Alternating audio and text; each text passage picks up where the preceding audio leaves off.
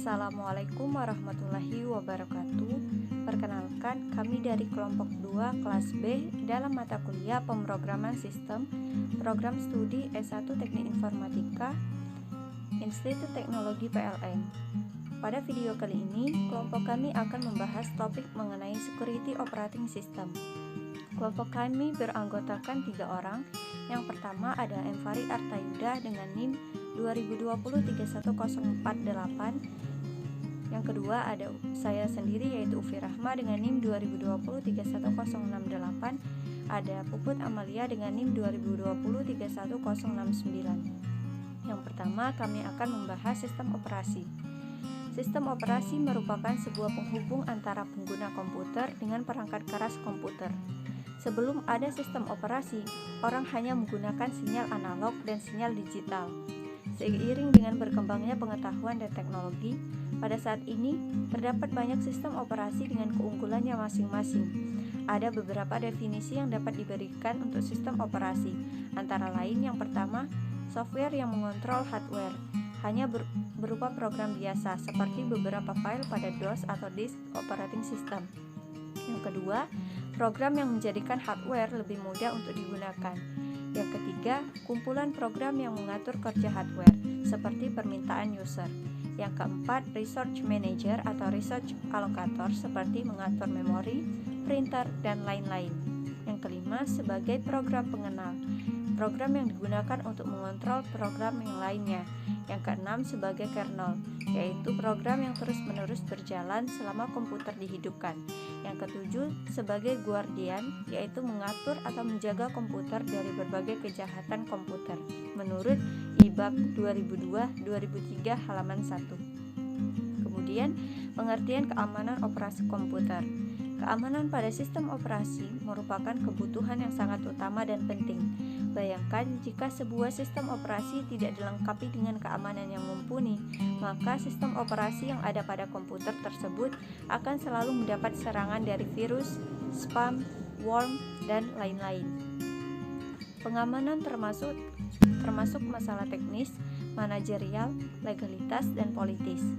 Keamanan sistem terbagi menjadi 3, yaitu yang pertama keamanan eksternal yang berkaitan dengan pengamanan fasilitas komputer dari penyusup, bencana alam, dan lain-lain. Yang kedua, keamanan interface pemakai yang berkaitan dengan identifikasi pemakai sebelum mengakses program dan data. Yang ketiga, keamanan internal yang berkaitan dengan pengamanan beragam kendali yang dibangun pada perangkat keras dan sistem operasi untuk menjaga integritas program dan data. Berikutnya, pada keamanan terdapat 2 masalah penting, yaitu yang pertama, kehilangan data dapat disebabkan oleh bencana seperti kebakaran, banjir, gempa bumi, perang, kerusuhan, dan lain-lain. Kemudian, kesalahan perangkat keras seperti tidak berfungsinya pemroses, disk atau tape tidak terbaca, dan kesalahan program.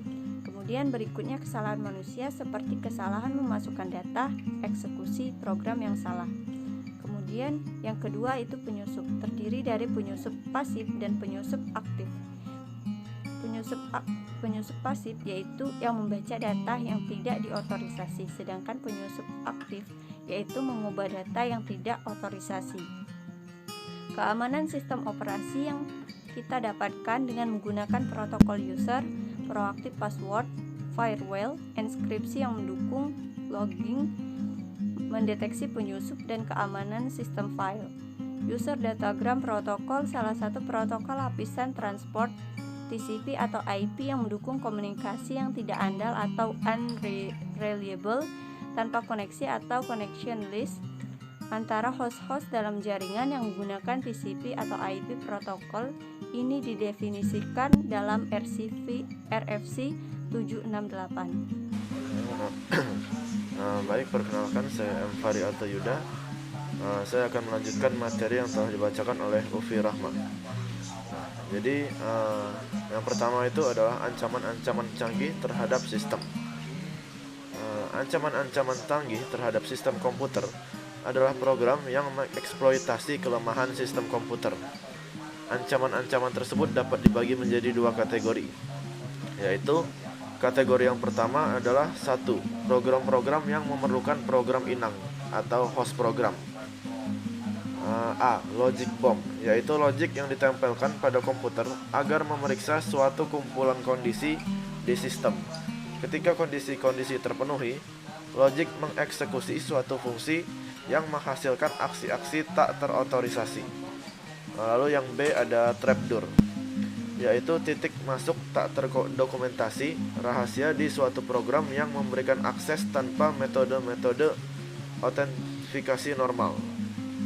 Lalu yang C adalah Trojan horse, yaitu rutin tak terdokumentasi ditempelkan dalam suatu program. Ini biasanya berupa replika atau duplikat virus. Trojan dimasukkan sebagai virus karena sifat program yang tidak diinginkan dan bekerja dengan sendirinya pada sebuah komputer. Sifat Trojan adalah mengkontrol komputer secara otomatis. Virus, yaitu kode yang ditempelkan dalam suatu program yang menyebabkan pengkopian dirinya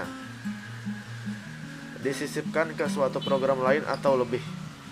Program menginfeksi program-program lain dengan memasukkan kopian program virus yang kemudian dapat menginfeksi program-program lainnya. Lalu yang kedua itu adalah program-program yang tidak memerlukan inang atau independen. Yang pertama itu ada bakteria, yaitu program yang mengkonsumsi sumber daya sistem dengan mereplikasi dirinya sendiri. Bakteria tidak secara eksplisit merusak file.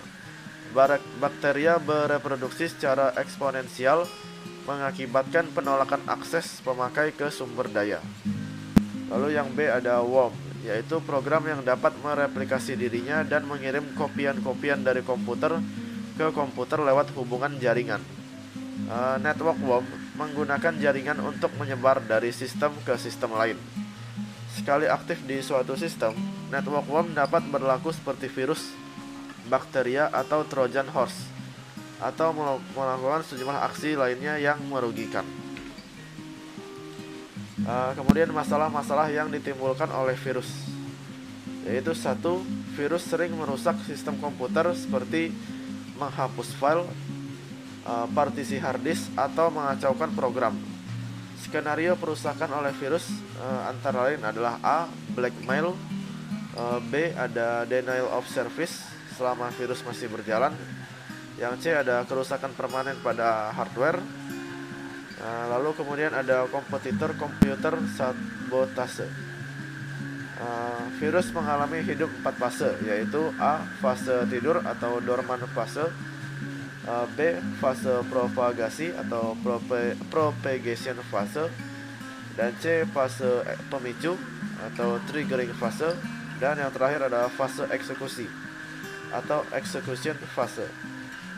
Sekali virus telah memasuki sistem dengan menginspeksi suatu program, virus berada dalam posisi menginfeksi beberapa atau semua file Excel lain di sistem itu saat program yang terinfeksi dieksekusi. Kebanyakan virus mengawali infeksi melalui pengkopian disk yang telah terinfeksi virus. 2. Klasifikasi tipe virus. Parasitistic virus merupakan virus tradisional dan bentuk virus yang paling sering. Tipe ini mencatolkan dirinya ke file Excel. Lalu yang kedua itu ada memory resident virus. Virus memuatkan diri ke memori utama sebagai bagian program yang menetap. Virus menginfeksi master boot record atau boot record dan menyebabkan saat sistem diboot dari disk yang berisi virus. C. Stealth virus. Virus yang bentuknya telah dirancang agar dapat menyembunyikan diri dari deteksi perangkat lunak antivirus. Dan yang terakhir adalah polymorphic virus. Virus bermutasi setiap kali melakukan infeksi. Deteksi dengan penandaan virus tersebut tidak dimungkinkan. Lalu solusi ideal terhadap ancaman virus adalah pencegahan. Pencegahan dapat mereduksi sejumlah serangan virus. Setelah pencegahan, maka pendekatan berikutnya yang dapat dilakukan adalah A. Deteksi, B. Identifikasi, dan yang C adalah penghilangan. Untuk slide selanjutnya akan dibacakan oleh rekan saya, yaitu Puput Amalia. Selanjutnya itu ada mengamankan jaringan dalam sebuah jaringan. Nah, keamanan shared directory file registry merupakan bagian yang sangat vital di dalam sistem operasi Windows karena disinilah Windows menyimpan konfigurasi Windows-nya selama komputer beroperasi. Ia akan menggunakan registry sebagai acuan. Di dalam registry terdapat sejumlah informasi seperti profil pengguna komputer, pengaturan perangkat keras atau hardware, daftar program yang terinstall, dan pengaturan properties. Semua informasi ini tersusun rapi di dalam registry. Semua informasi ini tersusun atas beberapa parameter, berbentuk kode bilangan, yaitu biner, deksimal, dan heksadesimal. Selain itu juga terdapat value entry yang wujudnya berupa expand string, multi-string, dan pixel string. Nah, bagi seorang yang ahli dalam tweaking Windows, mengubah dan mengedit registry sudah menjadi hal yang biasa. Bahkan mereka bisa bereaksi dengan mengedit registry di Windows, seperti menghilangkan sistem properties pada Windows, mengubah tampilan Windows, dan masih banyak lagi. Hanya dengan mengetik regedit pada jendela run, maka dalam sepeda jendela registry langsung terpampang. Yang penting dalam mengedit dan mengubah nilai registry adalah ketelitian. Nah, tapi itu bagi yang sudah benar-benar memahaminya. Bagi kita yang masih awam dengan registry, jangan sekali-sekali mencoba untuk mengedit dan mengubah nilai-nilai yang ada di registry. Jangan menganggap itu sebagai hal yang sepele, karena sekali Anda salah dalam mengedit dan mengganti registry, maka Windows menjadi tidak stabil dan ada beberapa program yang tidak dapat berjalan dengan semestinya. Bahkan yang paling parah, Anda tidak dapat lagi masuk ke Windows. Jika sudah terjadi hal yang seperti ini, salah satu jalannya adalah install ulang. Nah, dalam mengamankan jaringan dalam sebuah jaringan itu yang pertama ada password. Nah, pemakaian memilih suatu kata kode, mengingatnya dan mengetik saat akan mengakses sistem komputer. Saat diketikkan, komputer tidak menampilkan di layar. Teknik ini mempunyai kelemahan yang sangat banyak dan mudah ditembus. Pemakaian cenderung memilih password yang mudah diingat. Seseorang yang kenal dengan pemakaian dapat mencoba login dengan sesuatu yang diketahui mengenai pemakaian. Nah, dalam pencobaan menyatakan proteksi, password dapat ditembus dengan mudah. Pencobaan yang dilakukan adalah yang pertama, terdapat file berisi nama depan, nama belakang, nama jalan, tempat lahir, tanggal lahir, dan lain-lain sebagainya. Nah, yang kedua itu isi file dicocokkan dengan file password. Hasil percobaan menunjukkan lebih dari 86% cocok dengan password yang digunakan pemakaian di file password. Nah, yang kedua itu ada identifikasi fisik. Nah, pendekatan lain adalah memeriksa yang dimiliki pemakaian.